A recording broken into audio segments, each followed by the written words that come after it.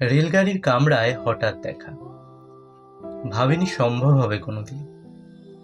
আগে ওকে বারবার দেখেছি লাল রঙের শাড়িতে ডালিম ফুলের মতো রাঙা।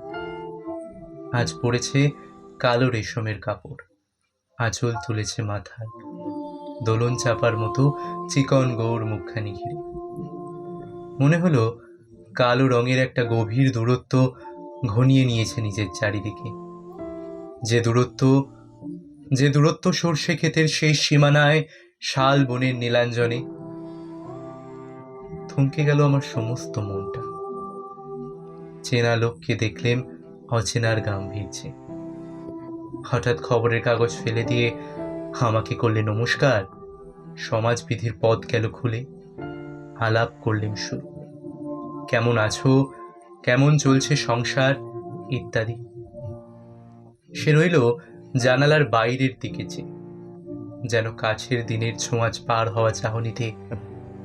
দিলে অত্যন্ত ছোট দুটো একটা জবাব, কোনোটা বা দিলেই না। বুঝিয়ে দিলে হাতের অস্থিরতায় কেন এসব কথা। এর চেয়ে অনেক ভালো চুপ করে থাকা। আমি ছিলাম অন্য বেঞ্চিতে ওর সাথীদের সঙ্গে। একসময় আঙুল নেড়ে জানালে কাছে আসতে, মনে হলো কম সাহস নয়। বসলুম ওর এক বেঞ্চিতে। গাড়ির আওয়াজের আড়ালে বললে মৃদুস্বরে, কিছু মনে করো না, সময় কোথা সময় নষ্ট করবার।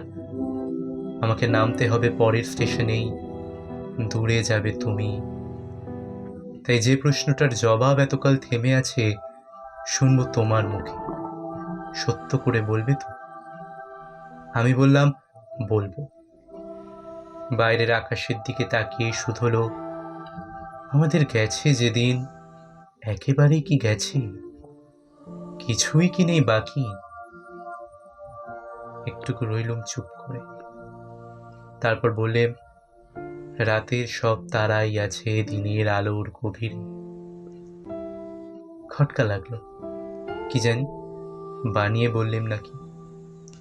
ও বললে, থাক এখন যাও ওদিকে। সবাই নেমে গেল পরের স্টেশনে। আমি চললেম একা।